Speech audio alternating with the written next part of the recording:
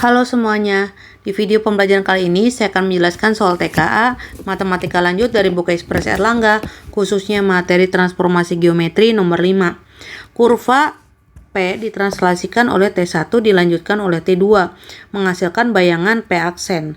Titik kurva P dengan sumbu X adalah A,0 dan B,0.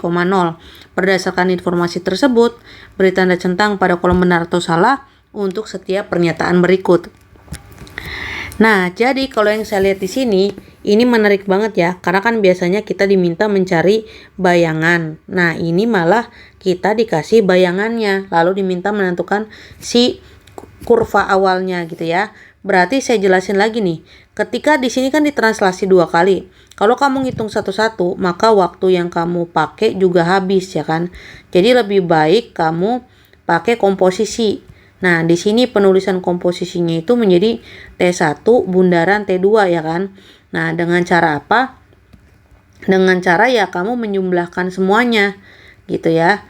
Nah, di sini T1-nya kan 2 tinggal kamu tambah 1 jadi 3, lalu min 1 sama min 2 kamu jumlah jadi min 3. Jadi rumusnya menjadi X plus 3 sama Y min 3. Nah, kalau udah nih di sini kan yang diketahui bayangannya ya. Berarti inilah yang disebut S aksen dan inilah yang disebut Y aksen. Nah, berarti di sini saya harus membuat statement X aksen sama dengan X plus 3 dan Y aksen sama dengan Y min 3. Nah, kalau di nomor sebelumnya itu kan saya geser-geser nih ya. X sama dengan di sini gitu. Nah, ini nggak usah. Kenapa? Karena sebenarnya si P aksen ini fungsinya adalah Y aksen sama dengan min aksen kuadrat ditambah 3X aksen plus 8. Jadi si Y-nya itu kamu ubah menjadi Y min 3. Min aksennya juga jadi min X plus 3 kuadrat. Lalu plus 3X plus 3. Lalu tambah 8. Kalau udah tinggal kamu eksekusi aja. Nah, yang ini minnya jangan dimasukin dulu, tapi dikuadratin dulu gitu ya. Nah, kalau udah, kamu tinggal kali pelangi yang sebelahnya ditambah 8. Nah, kalau udah, kamu langsung rapihin. Jadi min X kuadrat, min 6X, min 9, plus 3X, plus 17. Nah, lalu kamu posisikan lagi nih, sesuai dengan pernyataan awalnya. Dianya kan maunya Y sama dengan, berarti kamu tulis begini.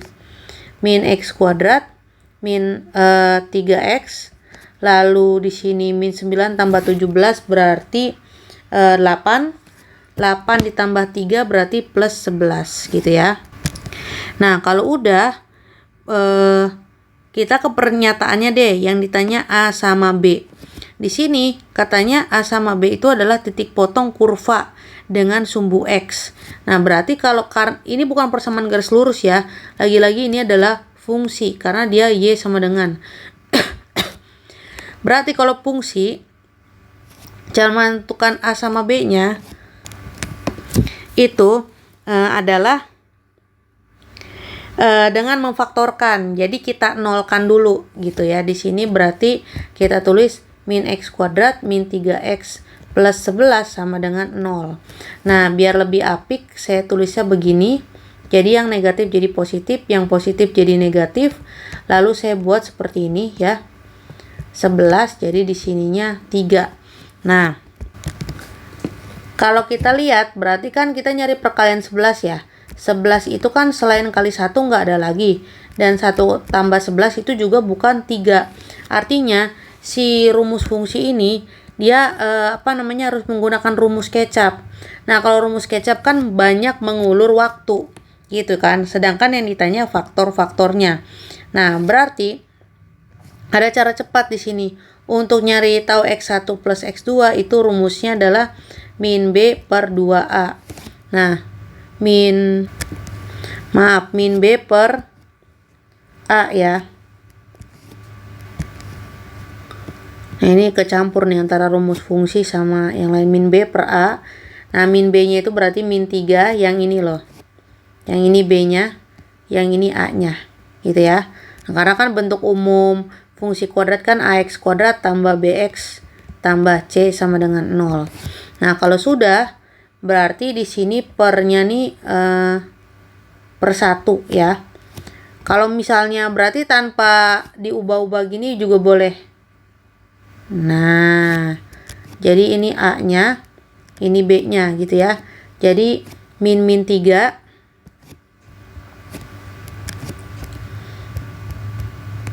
sama di sininya min 1. Jadinya 3 per min 1 berarti min 3 gitu ya. Nah, ternyata benar. Jadi di sini faktor-faktornya kan A sama B. Berarti ya inilah A tambah B.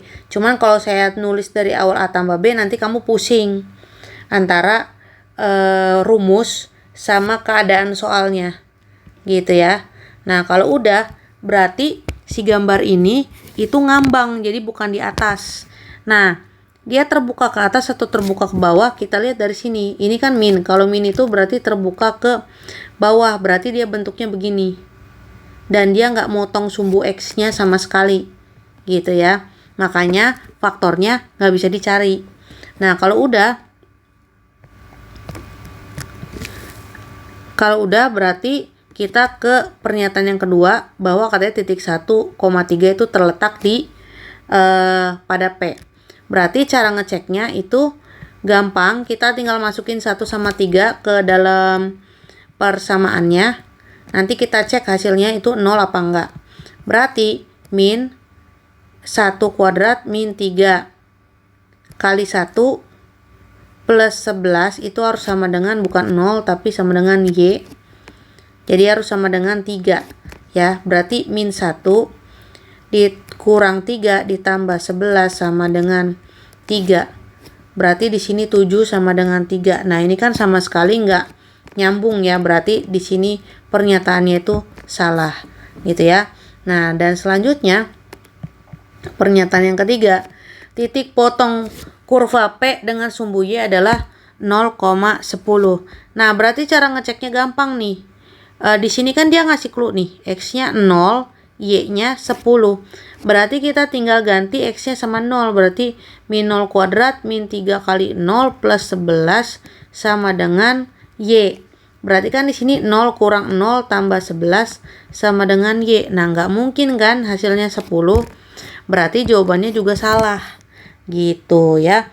Jadi soal kayak gini tuh gabungan antara memfaktorkan iya, memahami tentang kurva iya, padahal judulnya adalah transformasi geometri. Makanya karena ini berkaitan dengan materi yang lain, harus benar-benar menguasai konsep dari mulai materi SMP sampai SMA gitu ya.